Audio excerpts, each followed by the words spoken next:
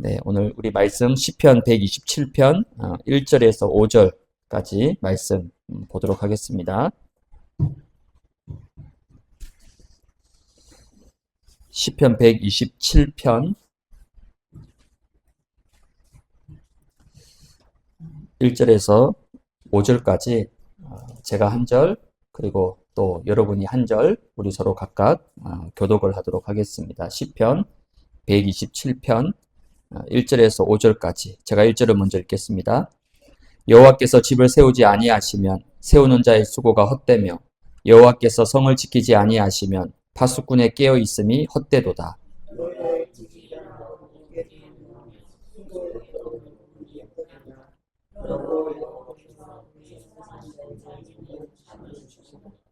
보라, 자식들은 여호와의 기업이요 태의 열매는 그의 상급이로다.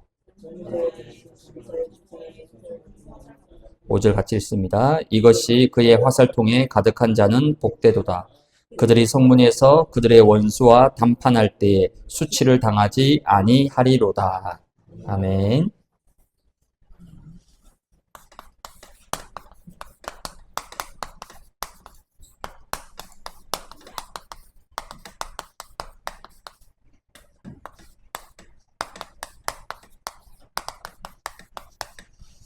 네, 오늘 수요 예배는 하나님 나라와 보좌를 누리는 가정 천국입니다. 이제 수요 예배 우리 10주인데 이제 오늘이 9주차예요.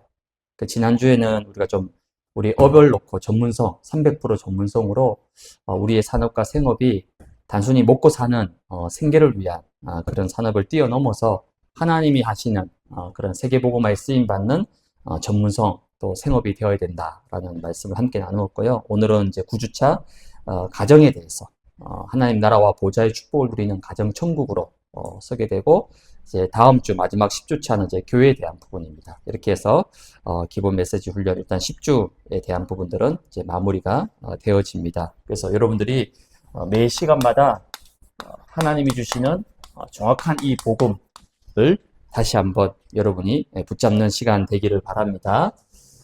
창세기 3장 1절에서 6절, 이 땅의 모든 문제의 출발점입니다. 근본 문제의 시작, 뭐죠? 하나님 떠난 거예요. 이 하나님 떠난 문제로부터 우리 인생의 모든 재앙, 저주가 찾아온 겁니다. 하나님 떠난 문제를 해결하시기 위해서 요한복음 14장 6절에 내가 곧 길이요 진리요 생명이다. 즉 그리스도께서 하나님을 만날 수 있는 구원의 길을 열어주신 거예요. 다른 길은 없습니다. 오직 그리스도만이 하나님을 만날 수 있는 유일한 구원자, 참 선지자가 되시는 거죠. 로마서 3장 23절에는 모든 사람이 죄를 범했다. 어떤 죄입니까? 하나님 떠난 죄. 그렇죠? 하나님 모르고 사는 그 인생 자체가 죄입니다. 사람들이 말하는 윤리적, 도덕적 그 죄가 아니라 하나님을 떠난 원죄. 이 지구상은 이 원죄를 모르기 때문에 재앙이 계속 찾아와요. 저주가 계속 찾아옵니다. 이 원죄는 절대 다른 걸로 해결할 수가 없어요. 로마서 8장 1절에서 2절. 그러므로 그리스도 예수 안에 있는 자에게는 결코 정죄함이 없다. 이는 그리스도 예수 안에 있는 생명의 성령의 법이 죄와 사망의 법에서 너를 완전히 해방시켰다. 오직 예수 그리스도께서 십자가에서 피 흘리심으로 피를 흘려야 됩니다. 왜? 죄값을 치르는 것은 피밖에 없어요. 그 그리스도께서 십자가에서 피 흘려 죽으심으로 우리의 모든 죄, 과거, 현재, 미래, 또 내가 모르고 지은 죄, 우리 조상이 지은 죄까지 모든 죄 문제를 한 번에 피 흘리심으로 단번에 깨끗하게 다 해결하신 거예요. 이걸 보고 참 제사장이라고 합니다. 요한복음 8장 44절을 보니까 너희 아비 마귀, 하나님을 떠나게 만들었고 죄를 짓게 만들었고 결국 우리 인생 전체를 재앙과 저주 속에 빠뜨리는 영적 존재에 있습니다. 분명히 있어요. 성경은 밝히고 있습니다. 아무리 사람들이 뭐 사단 마귀가 어디 있냐, 그건 다 틀린 얘기입니다. 성경이 밝히고 있잖아요. 너희 아비 마귀, 거짓말쟁이, 처음부터 살인한 자. 그래서 이 사단을 멸하시기 위해서 요한 1서 3장 8절에 보니까 하나님의 아들이 나타나신 것은 마귀의 일을 멸하기 위함이다. 모든 사단의 권세를 완전히 깨트리기 위해서 예수님이 참 왕으로 그리스도로 이 땅에 오셨습니다.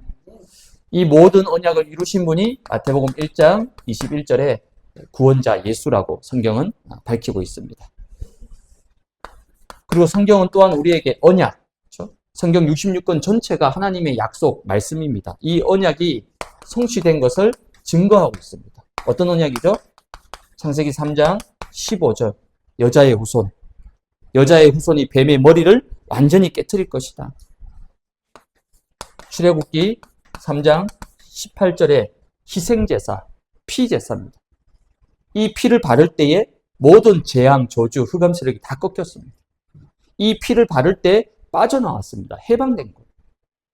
다른 거 어떤 걸로도 절대 못 빠져나옵니다. 아무리 몸부림치고 애써도 못 빠져나와요. 오직 유월절 어린 양의 피를 바를 때에 재앙과 저주에서 완전히 해방받고 빠져나오게 되는 거죠. 이사야 7장 14절.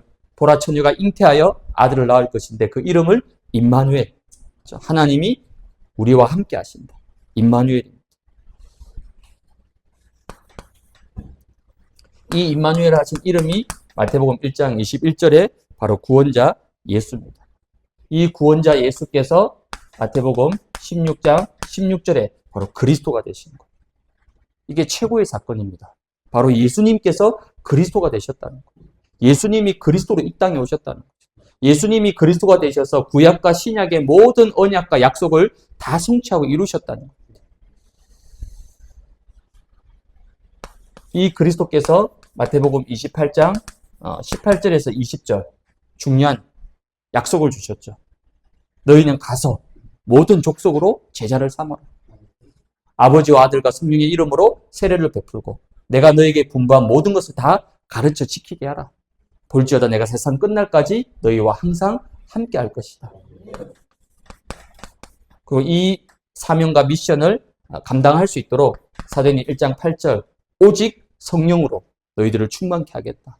너희들을 오직 증인으로 세우겠다. 약속하셨습니다. 이 약속을 여러분이 굳게 붙잡으시기 바랍니다. 오늘은 우리 이제 9주차 가정에 대한 부분인데요. 가정이 얼마나 중요한지는 여러분들이 더 잘 알고 있죠. 근데 이 가정은 뭐냐면 하나님이 세우신 공동체입니다. 사람이 만든 게 아니에요. 하나님이 창조 때부터 처음으로 만드신 공동체입니다. 하나님이 세우신 공동체예요. 그래서 가정은 뭐냐면 모든 것의 뿌리입니다. 뿌리. 그래서 가정이 없는 사람은 없어요. 그렇죠? 내가 지금 존재하는 거 뭐죠? 부모님이 있고 그 부모님 위에 또 누군가가 있고 가정은 나의 모든 인생과 삶의 뿌리가 되는 거예요. 그리고 바탕입니다. 그리고 가정은 뭐죠? 모든 것의 시작과 출발이 되는 거예요. 이 사실을 알기 때문에 사단이 이 시대에 어떻게 하냐면요. 가정 위기 시대. 지금은 가정 위기 시대를 넘어서서요. 가정이 무너지는 가정 파괴 시대가 찾아왔어요. 가정이 무너지고 있습니다, 지금. 이혼율 이런 거는 말할 것도 없고 OECD 국가 중에서 우리가 상위층에 속합니다. 아니 우리나라 같이 먹고 살기 좋고 편하고 발달돼 있고 얼마나 좋은 시대인데 아닙니다. 오히려 시대가 흘러갈수록 가정이 무너지고 파괴되고 있는 거예요. 그리고 앞으로는 가정 파괴 시대를 넘어서서 무가정 시대가 찾아옵니다. 그러니까 가정이 없는 거예요. 여러분 예전에 우리 젊은 20대, 30대들이 놓고 나왔던 용어 중에 하나가 뭐냐면요. 3포 세대. 그 3포 세대가 뭐냐면 포기한다, 포기.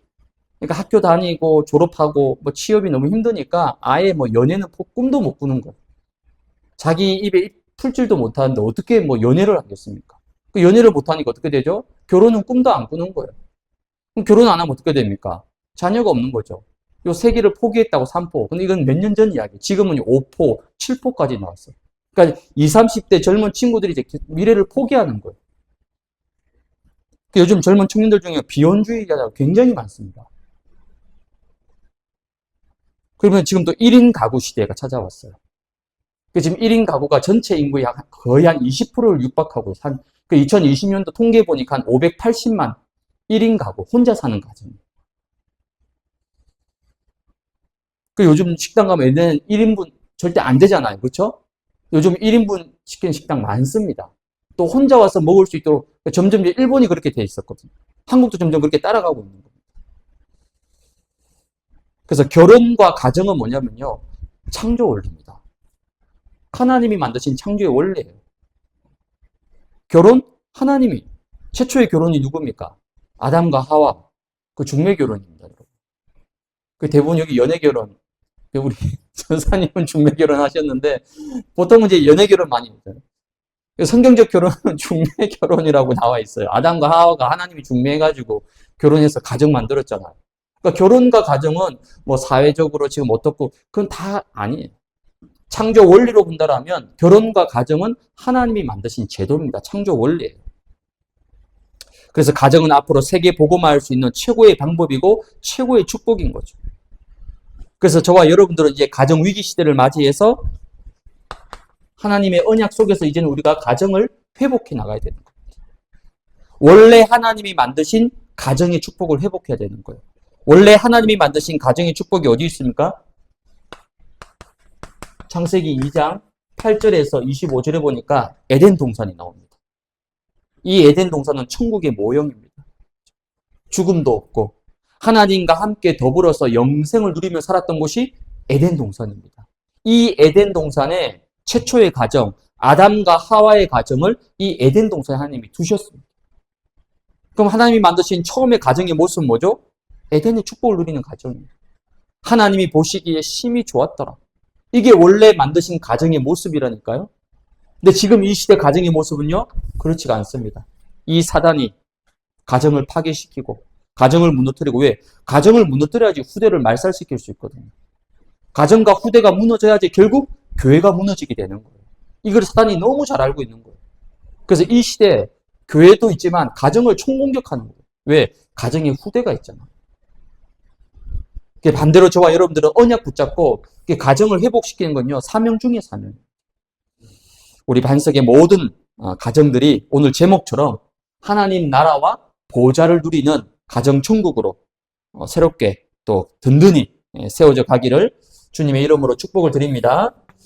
그러기 위해서 첫 번째는 뭘 붙잡아야 되냐면요, 가정은 바로 하나님이 주신 선교지입니다. 즉 가정은 뭐냐면 최고의 현장입니다. 즉 우리의 삶과 인생의 바탕, 뿌리, 모든 것입니다. 근데 이런 가정이 뭐라고? 선교지라는 거예요. 이 생각 하나만 가져도 여러분 가정에 많은 응답이 회복됩니다. 당장 여러분의 가정이 하나님의 역사가 새롭게 시작된다니까요. 예를 들어서 선교사가, 선교사님이 선교지에서 어떻게 합니까? 여기 내 선교지니까 내가 내 마음대로, 내 기분 내키는 대로 내가 하고 싶으면 하고, 기분 나쁘면 선교사역 안 하고. 제가 알기로는 그런 선교사님은 거의 없습니다. 그 어떤 연약한 선교사님이라도 이 선교지는 하나님 내게 주셨다. 하나님이 내게 맡겨주셨다. 그 하나님의 마음과 심정으로 선교지를 섬기고 돌보잖아요. 그렇죠? 그렇다면 가정도 마찬가지예요. 이 가정은 선교, 하나님이 나에게 주신 선교지다. 이 생각 하나가 많은 것을 바꿀 수 있는 겁니다. 그래서 가정이 왜 선교지입니까? 가정은 하나님이 세우신 최초의 공동체입니다. 창세기 2장 21절에서 24절에 보니까 나와 있죠.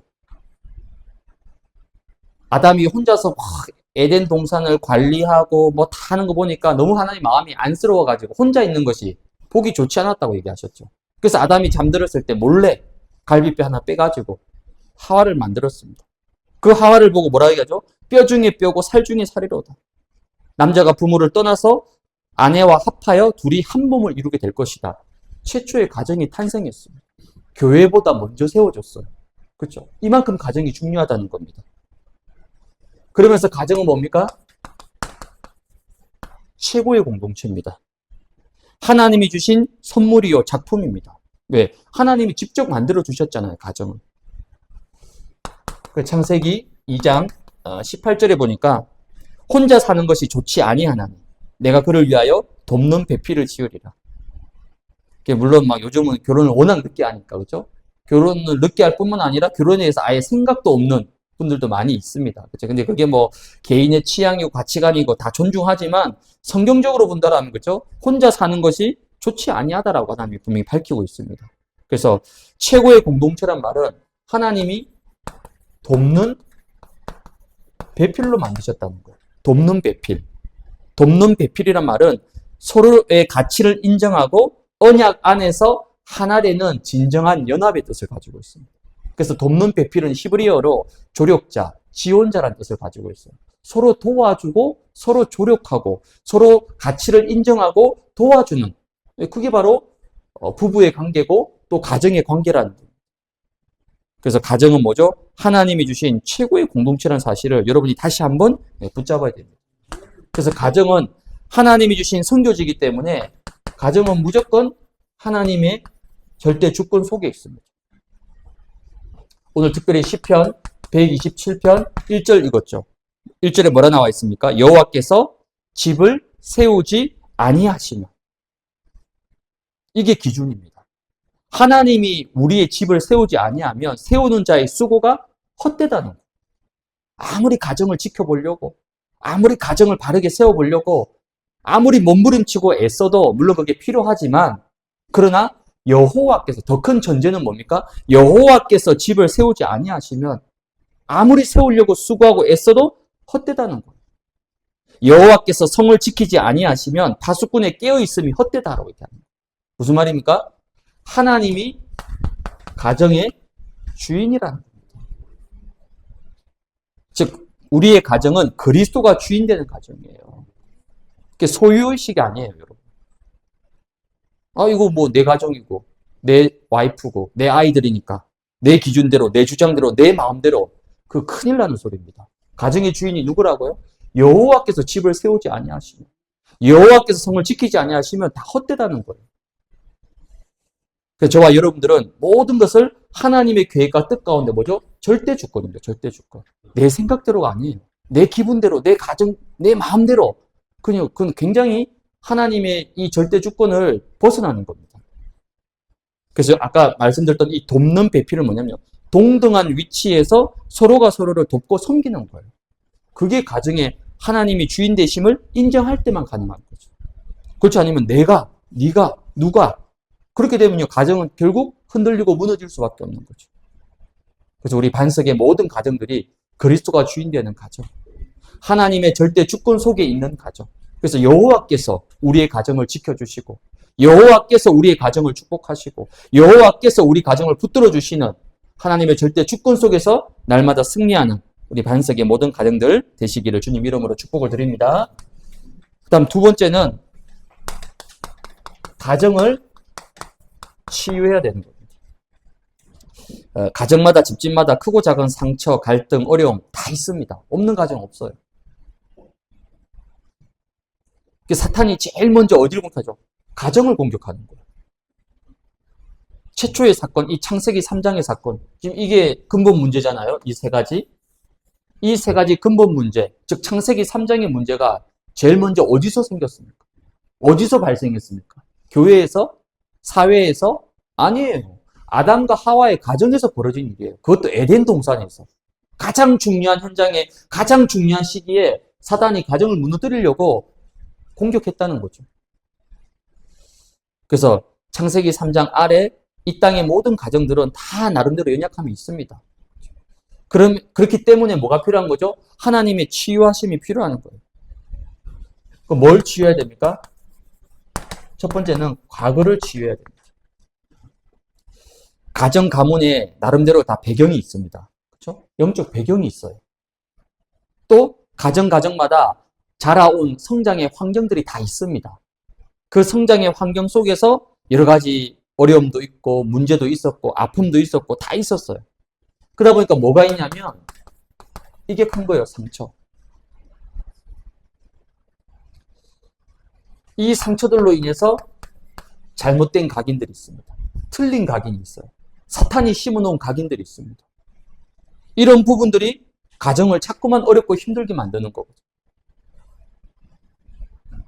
이런 과거의 모든 부분들을, 우리 가정과 가문에 있는 이 모든 과거의 상처와 잘못된 각인과 이런 모든 굴곡들을 어떻게 해야 되느냐? 이건 사람의 힘으로 할 수가 없는 거죠. 그래서 요한복음 19장 30절을 보니까 다 이루었다. 그렇죠? 그리스도께서 우리 가정과 가문의 모든 상처와 실패와 연약함과 이 모든 것들을 그리스도께서 십자가에서 다 이루시고 치유하셨다는 거죠.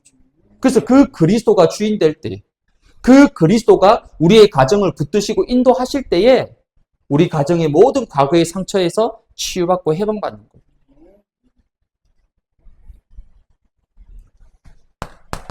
사도행전 1장 1절 바로 오직 그리스도입니다. 우리 가정을 치유할 수 있는 유일한 이름 바로 예수 그리스도입니다. 바로 이 그리스도께서 우리 가정의 모든 과거의 상처, 실패, 연약함을 완전히 치유하고 회복시키도록 여러분들이 뭐 하면 됩니까? 바로 이 오직 그리스도를 붙잡으면 되는 거예요. 두 번째는 근본을 치유해야 됩니다. 가정, 가문의 근본 치유의 역사가 일어나야 되는 거예요. 지금 나의 가정과 가문에 있는 여러 가지 문제, 어려움, 상처를 어떤 눈으로 볼 거냐는 겁니다.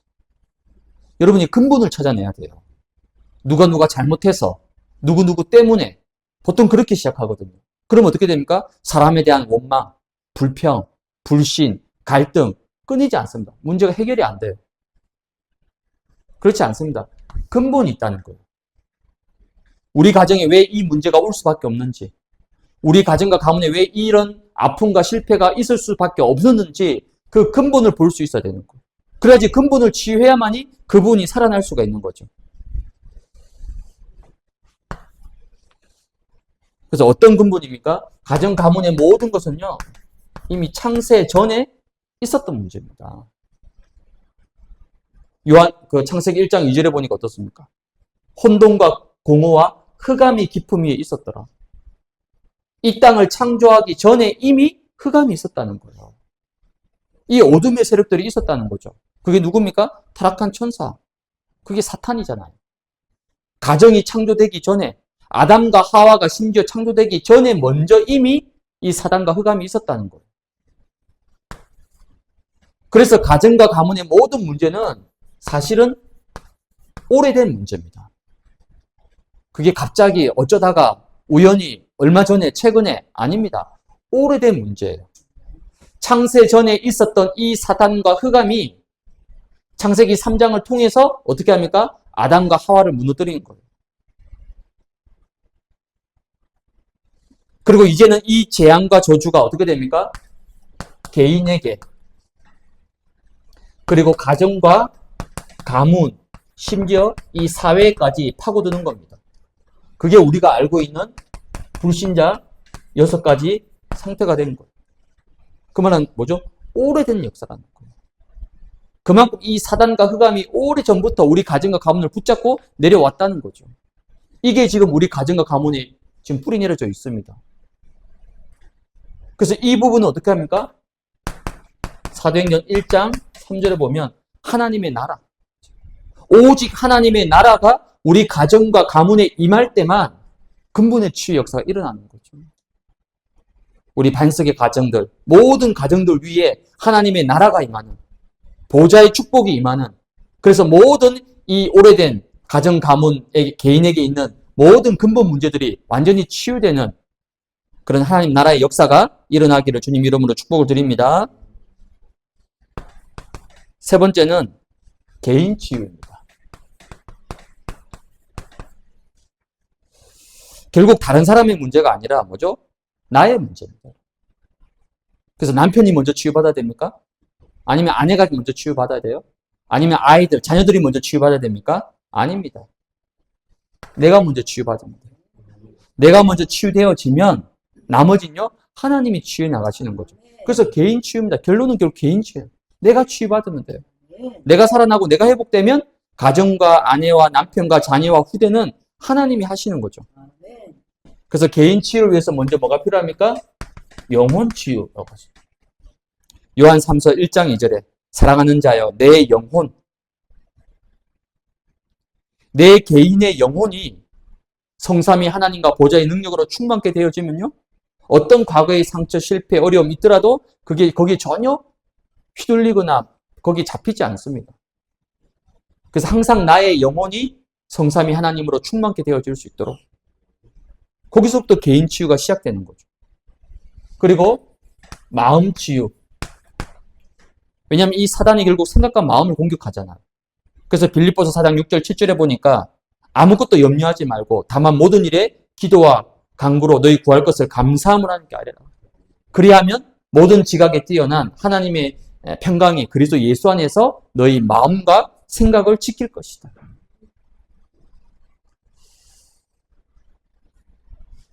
여러분 마음속에 늘 성령의 충만이 임해야 되는 거죠.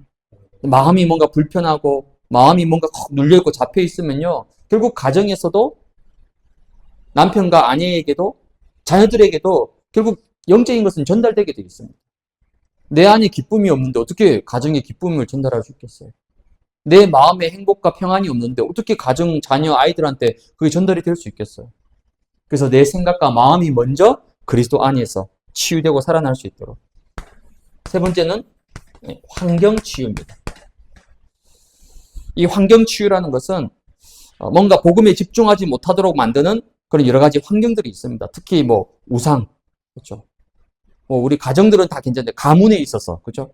예를 들어서 아직까지 뭔가 명절에 뭐 제사를 지낸다, 예를 들어서.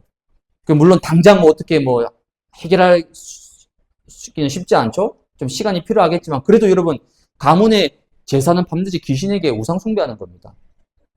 그럼 그 우상 숭배를 놓고 여러분 기도해야 되죠. 왜? 환경을 치유해야 되니까.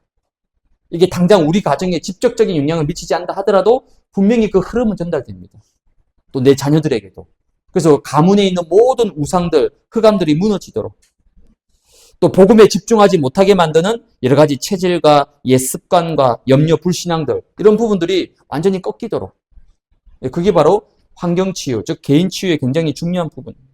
그래서 이 모든 부분들은 뭡니까? 사도행전 1장 8절 오직 성령 충만이 임할 때 여러분 개인 한 사람 한 사람에게 오직 성령이 임하게 되면 권능을 받고 영적 힘을 얻어서 내 개인이 살아나고 치유되고 회복되는 거예요.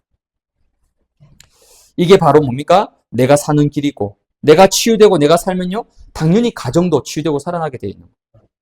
이런 가정 치유의 은혜들이 우리 반석의 모든 가정 가운데 임하기를 주님의 이름으로 축복합니다. 그래서 이제 우리의 모든 가정들이 하나님이 약속하신 가정 천국으로 세워질 수 있도록 잠언 15장 16절에서 17절에 보니까 뭐라 나와 있냐면요. 가산이 적어도 가산이란 말은 이제 뭐 가정의 재산 뭐 이런 거 얘기하겠죠. 가산이 적어도 여호와를 경외하는 것이 크게 부하고 번뇌하는 것보다 나으니라.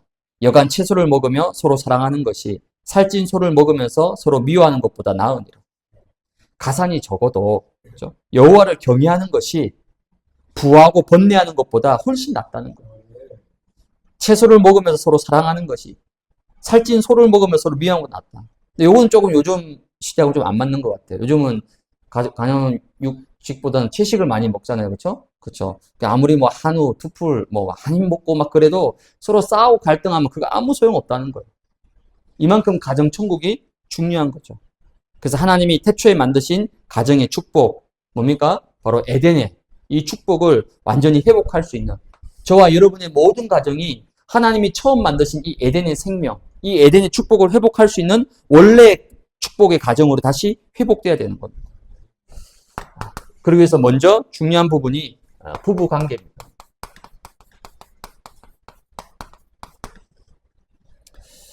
창세기 2장 24절에 보니까 남자가 부모를 떠나 그의 아내와 합하여 둘이 한 몸을 이룰지어다. 그러니까 한 몸을 이룬다는 것이 단순히 뭐 육체적으로 아니면 생활적으로 합치는 그런 의미를 넘어서서 영적인 연합을 얘기하는 거예요.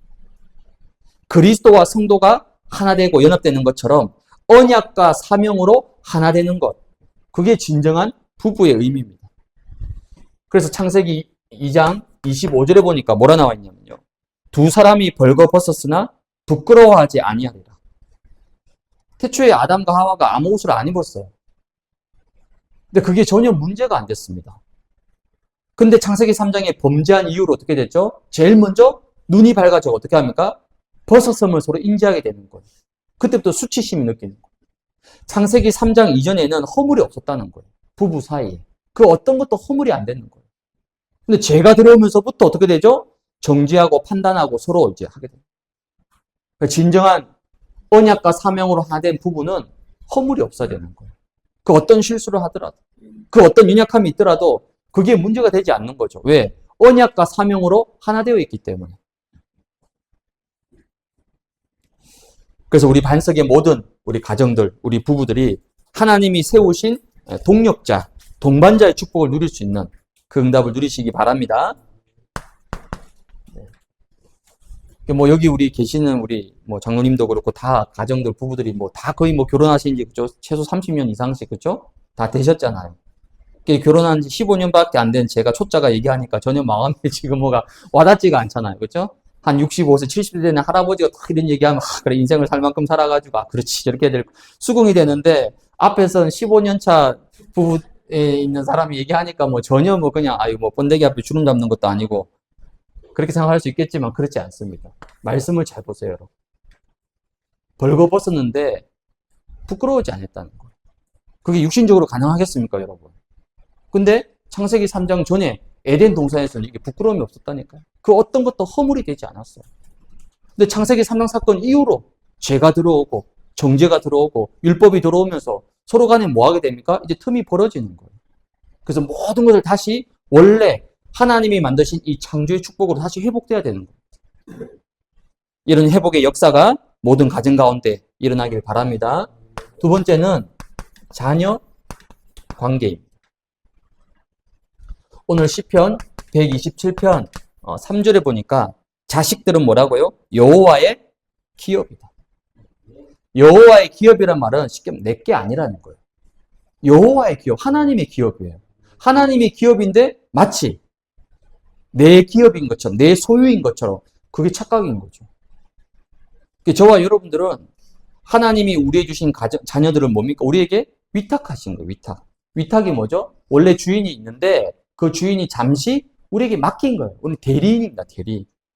그럼 어떻게 합니까? 원래 맡기신 그 주인의 뜻을 따라가야 되는 거죠. 그게 정확한 의미입니다. 자식들은 뭐라고요? 여호와의 기업이라는 거. 절대 내게 아니라는 겁니다. 또 태의 열매는 그의 상급이로다라고 말씀합니다. 그래서 하나님이 맡겨주신 우리의 자녀와 후대들에게 우리는 뭐 해야 됩니까? 정확한 언약을 전달해야 되는 겁니다. 그게 하나님의 뜻인 거죠. 그래서 모든 걸 뭡니까? 복음의 기준으로. 복음 기준. 내 기준이 아니에요. 내 기준을 적용하는 순간 반드시 갈등이 일어납니다. 문제가 일어나요. 왜? 여호와의 기업인데. 하나님의 기준. 하나님의 기준이 뭡니까? 복음이 기준이잖아. 하나님 말씀이 기준이잖아. 근데 복음과 말씀이 기준이 아니라 뭔가 내 생각, 내가 원하는 거. 그래 강남에 있는 아이들은 보십시오, 여러분. 그렇게 수많은 걸 쏟아부었는데 나중에 괴물로 바뀌잖아요. 어떤 부모님은 내가 자식이 아니라 괴물을 키웠다고. 최고의 학군에서 여름에도요, 저 미국으로 보냅니다. 어학연수를. 그 몇천만 원짜리 유학 프로그램 보낸다니까요. 그렇게 해서 공을 다 들였는데 사실은 공을 들인 게 아니죠. 왜? 자기 대리만족이죠. 내가 못한 걸 자식한테 푸는 거죠. 그 결과 어떻게 됩니까? 그 자식이 유학 갔다가 정신이 돌아가지고 마약에 빠져가지고 괴물이 돼가지고 돌아왔다는 거예요. 뭡니까? 내 욕심인 거예요. 내 욕심. 내 동기인 거예요. 내 동기. 자식은 여호와의 기업이고 하나님의 태의 열매의 상급인데 하나님 말씀으로 복음으로 아이를 세워야 되는데 내 생각으로 내 욕심으로 언약을 전달하는 게 아니라 다른 걸 전달하는 거죠. 그래서 저와 여러분의 우리 모든 자녀와 후대들에게 언약을 전달하고 언약을 심어줄 수 있는 자녀들은 결국 여러분의 뒷모습을 보고 자랍니다. 뒷모습. 앞에서 말하고 그런 게 아닙니다. 뒷모습을 보고 자랍니다. 다 보고 자랍니다. 그게 다 전달되고 각인됩니다. 저도 가능하면 제가 제일 조심하는 거요. 아이들 앞에서 절대 교회 얘기 잘 안 하려고 합니다. 은연중에 교회 얘기할 수 있거든요. 은연중에 누구누구 얘기할 수 있거든요. 근데 그게 보이지 않게 어릴 때부터요. 그 목회자 자녀 속에 들어간다니까요. 그거 얼마나 무서운 겁니까?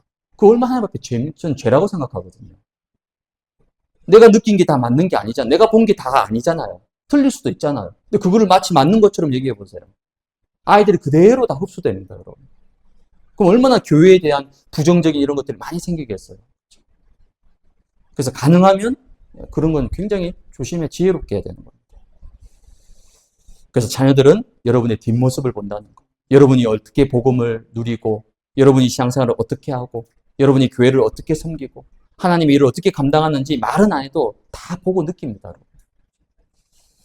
그래서 여러분 자녀들에게 언약과 복음이 심겨지고 전달될 수 있는 이런 귀한 은혜와 축복을 여러분 누리시기 바랍니다. 세 번째, 가정천국이 되기 위해서는 여러분의 모든 가정이 이제는 안식처가 되어야 됩니다. 즉, 하나님이 주시는 미션 홈의 축복을 누리는 가정이 되길 바랍니다. 즉, 가정은 뭐냐면요. 영적 지성소의 축복을 누려야 돼요. 지성소는 아니잖아. 지성소는 이제 교회, 예배, 이 보고, 영적 지성소. 왜 그렇죠? 가정이 결국 교회입니다. 초대교회는 다 가정교회였어요. 이렇게 지금 십자가 달고 이렇게 예배 드릴 수가 없는 거예요. 가정에서 숨어서 다 예배를 드린 겁니다. 초대교회는 모든 가정들이 거의 다 교회였던 거죠. 교회 역할을 했다는 겁니다.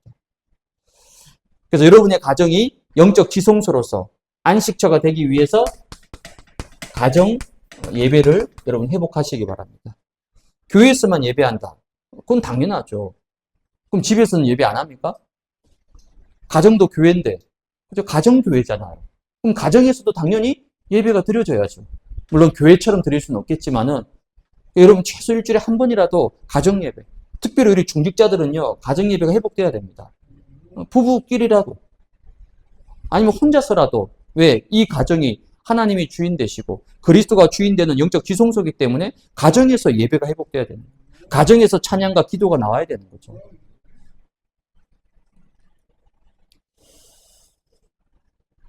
그래서 혼자서라도, 이게 대부분 이제 여러분 자녀들은 다 장성했잖아요.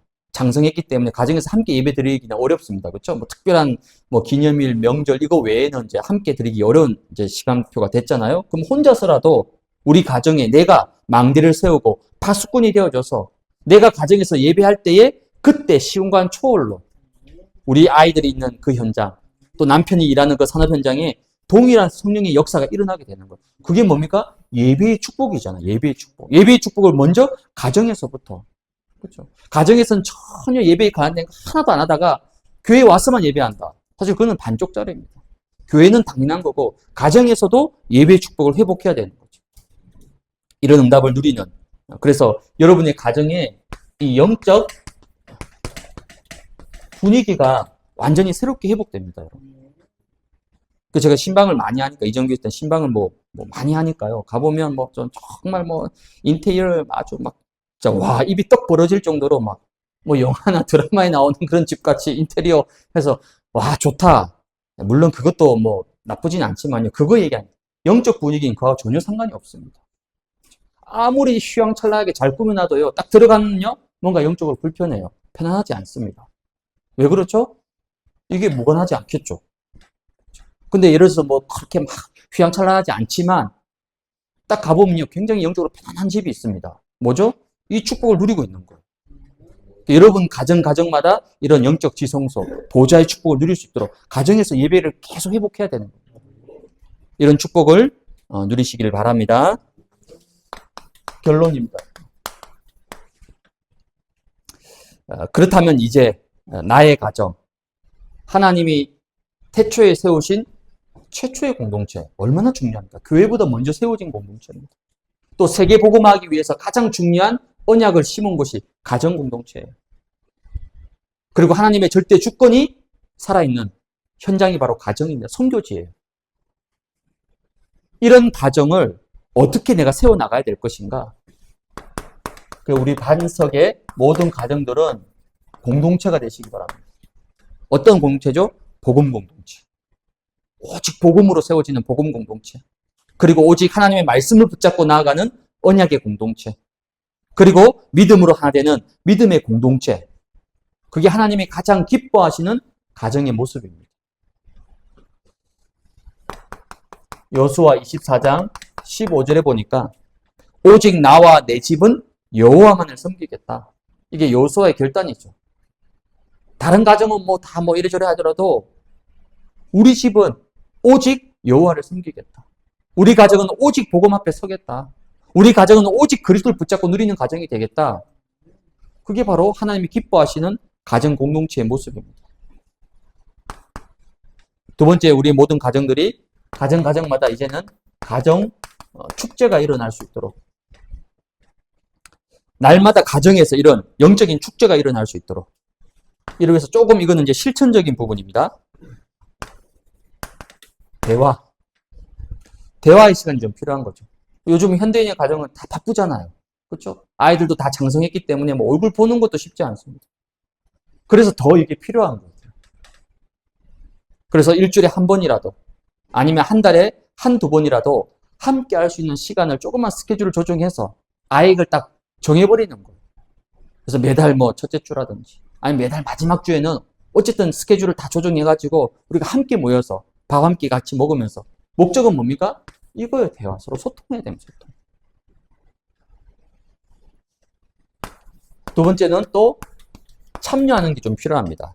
이게 뭐냐면 가족끼리 함께 할 수 있는 뭐 이게 물론 뭐 현실적으로 뭐 가능할지 아니면 좀 현실적으로 어려울 수는 있겠지만 그래서 서로가 좀 노력을 해야 되는 거죠. 함께 서로 뭐 운동을 하고 취미를 하고 같이 뭘 할 수 있는 또 여행도 할 수 있는 함께 할 수 있는 참여할 수 있는 이게 필요한 거예요. 이 속에서 뭐 합니까? 많은 치유와 회복 역사가 일어나는 거예요. 사실 여행 가는 게 목적이 아니잖아요. 뭐 여행은 언제든지 혼자 갈 수 있고 뭐 친구도 하고 갈 수도 있는 겁니다. 근데 왜 가족끼리 하느냐? 이 속에서 서로 오고 가는 많은 것들이 전달되고 심어지고 서로 오고 갈 수가 있는 거죠. 그런 장이 필요하기 때문에 가족이 참여할 수 있는 뭔가가 필요한 겁니다.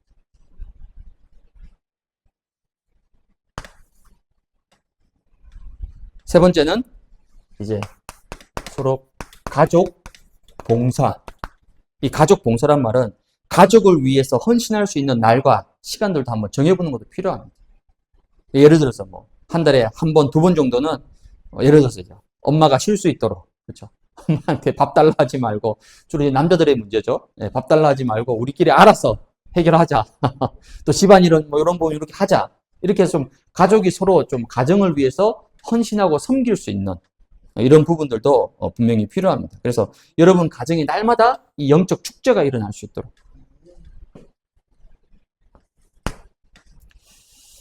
세 번째는 가정에서 전도의 축복을 누릴 수 있도록 여러분이 언약을 잡으시기 바랍니다. 즉 우리 가정이 하나님이 가장 기뻐하시는 곳에 기도하고 섬길 수 있도록. 사도행전 16장 31절에 보니까 주 예수를 믿으라 그리하면 너와 내 집이 구원을 받게 될 것이다. 하나님의 최고의 소원은 가정 가문이 복음화되는 겁니다. 가정 가문의 구원의 역사가 일어나는 거예요. 그래서 여러분 혹시 지금 다 기도하고 있겠지만은 여러분 가족 가운데 아직 믿지 않는 가족들 또 예배를 나오지 못하고 있는 가족들 그럼 절대 포기하지 마시고 낙심도 하지 마시고 정확한 언약 붙잡고 기도하고 있으면 반드시 하나님의 시간표가 오게 되어 있습니다. 문제는 시간표의 문제예요. 물론 우리 마음에는 좀 빨리 이루어졌으면 좋겠지만은 그것 또한 하나님의 절대 주권 속에 있습니다. 그래서 여러분 전혀 흔들리지 말고 가정 가문 복음화를 위해서 여러분이 계속 언약 붙잡고 기도하시면 됩니다. 시편 118편 15절에 보니까 의인의 장막에는 의인의 장막이라는 것은 구원받은 하나님 자녀의 가정을 얘기합니다. 의인의 장막에는 기쁜 소리, 구원의 소리가 있으며 여호와의 오른손이 권능을 베푸신다. 여호와의 오른손이라는 말은 하나님의 능력을 상징하죠. 오른손 하나님의 능력을 얘기합니다. 그 하나님의 능력의 오른손으로 권능을 베푸신다는 거예요. 어떤 가정에? 기쁜 소리. 의인의 가정에 기쁜 소리가 있다. 기쁜 소리가 뭐겠습니까? 여러분 가정이 영적 지성소의 축복을 누리면서 가정에서 찬양과 기도와 많은 그런 소리, 그게 기쁜 소리잖아요. 그런 기쁜 소리들이 회복되어지면 의인의 장막에는 구원의 소리도 따라오고 구원의 소리. 여러분 가정을 통해서 구원의 역사가 일어나게 됩니다. 우리 가정 때문에 우리 동네가 우리 가정 때문에 내가 살고 있는 지역에 하나님의 구원의 역사가 일어난다. 얼마나 하나님이 기뻐하시겠습니까? 그 가정을 보고. 노아 한 가정 때문에 네필림 시대 전체를 다 살렸잖아. 그래서 여러분이 좀 요즘은 워낙 이게 이웃 간에도 단절돼 있고 그죠? 서로 엘리베이터 타도 뭐 사실 다들 거울 보고 벽 보고 있지만 서로 이렇게 좀 그런 좀 삭막하잖아요. 요즘 시대가. 그거 상관없이 여러분이 필요하다면 좀 이웃의 가정들을 초청도 하고 같이 불러서 좀 차도 한 잔 마시고 하면서 그러니까 의인의 장막에는 구원의 소리가 넘쳐나는 거죠. 또 필요하다면 이제 뭐 아직은 조금 시간표가 그렇지만은 좀 더 이제 교회가 안정되고 또 세워지면 우리가 이제 해외 선교 캠프도 같이 나가서 함께 가정들이 하나님이 기뻐하시는 전도와 선교에 쓰임 받고 그렇죠? 그것도 다 가정 전도입니다, 여러분. 그리고 또 이제 매년 이제 WRC 그렇죠? 그래서 우리 장로님이 저번에 한번 얘기하셨잖아요. 이제 2026년 WRC는 미리 1년 전부터 준비하자 우리가. 왜? 제일 큰 부담은 뭡니까? 회비잖아요, 회비. 물론 시간도 뭐 쉽지는 않지만은, 그보다도 회비가 워낙 좀 싸지 않으니까. 그 지금 미리부터 준비하시면 돼요. 그래서 기도 제목 딱 잡고, 아, 그래, 내년 우리 WRC에는 우리 가족 전체가 함께 인도받을 수 있도록. 아이, 우리 아이들은 절대 안 갈 거야. 벌써 기도도 하기 전부터 벌써 불신앙부터 하는 거예요. 기도하면 어떤 일이 벌어질지 모릅니다. 그래서 말 그대로 이 WRC는 우리 다락방 전체 명절이잖아. 저도 거기 가서 다 만납니다. 우리 가족들, 조카들 다 만납니다. 거기서 만나서 같이 사진 한번 찍고. 그게 얼마나 큰 축복입니까, 여러분? 좀 여러분 가정도 지금부터 기도해서 난 내년 WRC 우리 가정과 우리 자녀 후대들이 함께 인도받을 수 있도록 지금부터 기도가 시작되면 되는 겁니다. 가정전도. 그러면서 시편 128편 3절에서 4절에 보면 내 집 안방에 있는 내 아내는 결실한 포도나무 같으며 내 식탁에 둘러앉은 자식들은 어린 감람나무 같으리로다. 여호와를 경외하는 자는 이같이 복을 얻으리로다. 포도나무는 뭘 상징하죠? 풍성함을 상징하는 거예요. 내 아내는 결실한 포도나무 같다. 어린 자녀들은요, 감람나무. 감람나무가 뭡니까? 이스라엘 백성들이 제일 성스럽게 여기는 나무예요. 감람나무. 내 자녀들이 감람나무 같이 될 것이다. 여호와를 경외하는 자에게 이 같은 복이 임하게 될 것이다. 여러분 가정에 이런 축복이 임한다.